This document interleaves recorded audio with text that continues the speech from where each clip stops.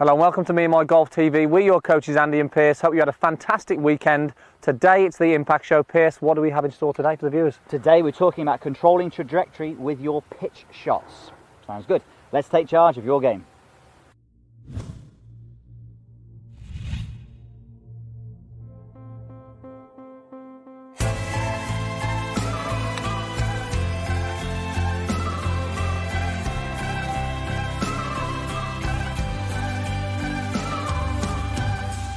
So thanks for joining us here at the Impact Show on the 10th hole at the beautiful Asprey in Shropshire, England. And today, Piers, we're talking all about controlling the trajectory on your pitch shots. Now, this is more of I'd say it's a little bit more of a specialised thing. It's a little bit harder to do, but it's great to have these options in your bag when you're faced with certain situations. Now, we've recently seen a study from TrackMan, actually, two top tour pros, on how they actually both control the trajectory on your pitch shots. And the results were quite interesting, weren't they?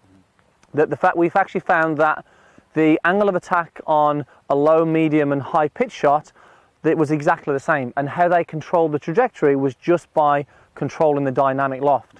So just talk a little bit about dynamic loft, Piers, and how that applies then, or how they did it in terms of with their technique. So dynamic loft is the loft that's striking the golf ball, basically. So the loft that's striking the golf ball. And what they're very good at, these tour pros are, as you say, attack angle stays virtually the same, but they control the dynamic loft by controlling the shaft lean. So obviously if I lean the shaft forward a lot like that, I'm going to get a lower dynamic loft. If I have the shaft up here like this, it's going to be a higher dynamic loft. So that is how they control the trajectory on their shots. Okay, and it's interesting that I think they had a similar sort of distance, but just controlling the height. The angle of attack that they were hitting these shots was 6 degrees down, and they were still able to change. Now, you may be thinking, well, I've been told I need to hit down to play a low shot, okay, or hit up to play a high shot. Well, this is just another way and another thing for you to experiment with. By controlling the dynamic loft, you can control the trajectory, isn't it? So we're going to hit, Piers, we're going to hit 3 shots. 3 shots, yeah, we've got 35 yards, and it's actually quite good because some people will go, why do I want to hit 3 different kinds of shots? Well, sometimes it depends on the position of the flag on the green. Here we've got a ledge that we go up. So actually on this one, we can actually hit all 3. So we can get the first one, the low one, going into the bank, the medium one going on top of the bank, and then the high one flying all the way virtually to the hole. So what we're going to do as well is make it very simple as far as the viewer is concerned. We want you to have something similar that you can take away straight away to the driving range or the practice area and work at this shot. So I'm going to position the golf ball in the middle of the stance for all of my shots. If I start moving my ball position around, my attack angle will probably change. So we're going to go ball in the middle of the stance.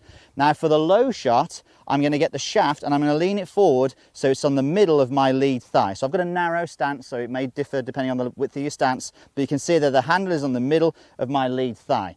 Now, all I'm going to do throughout the shot on this, because I want to hit it low, is I'm going to retain that feeling of the shaft length forward like this, the hands ahead of the club head as I go back and then back into that impact. Getting back into that impact in a similar position. And the real key for controlling that trajectory from here is getting the club head and feeling as though it stays low. As soon as that club head goes up in the air, the trajectory will probably go up. Okay, so 2 changes really. So you're changing the setup slightly by leaning the shaft forward and then really feeling the shaft through the golf ball, almost maintaining that lean forward, which is going to keep the loft off. So let's play a shot here and let's see where we get them the low one for us. It goes into the bank, hops up, runs up, a little short, but that was very low, wasn't it? Perfect, and the finish you can see how he kept that club head very low, and you'd be pretty happy with that one. Yeah, that's okay. Okay, so medium height. Medium height again, ball position in the middle, but instead of having the handle forward, on the middle of the left thigh, we're going to have it on the inside of the left thigh. And then the feeling from here is, very much with the low one, there was a lagging going on almost, as though the club head was lagging behind the body and the hands. With this one, I want to feel as though everything sort of moves together. So you'll see the club head will go a little bit higher on the way through, but the feeling is that very much everything moves together when I'm playing this shot. Okay, right, let's give it a shot. So let's see the difference on this one. Here we go. Nice.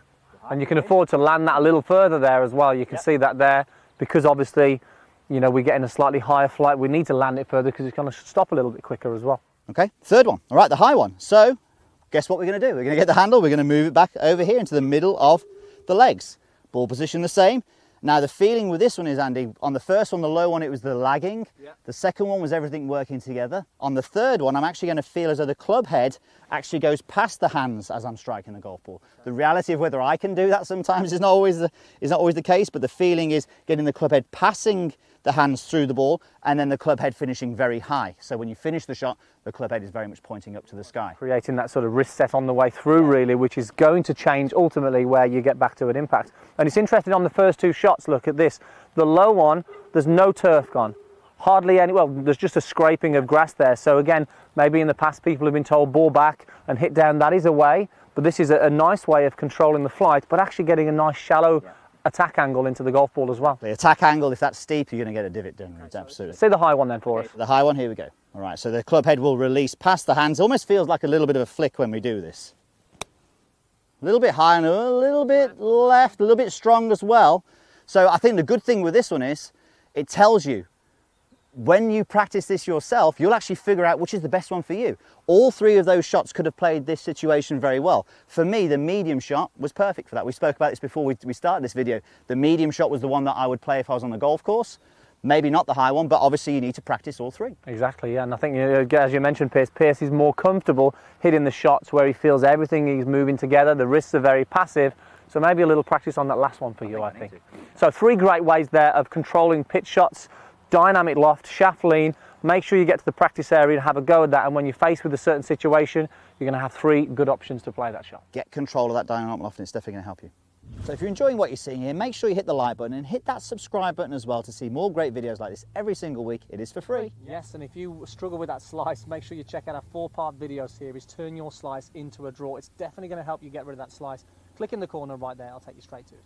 Thanks for watching and we'll see you soon.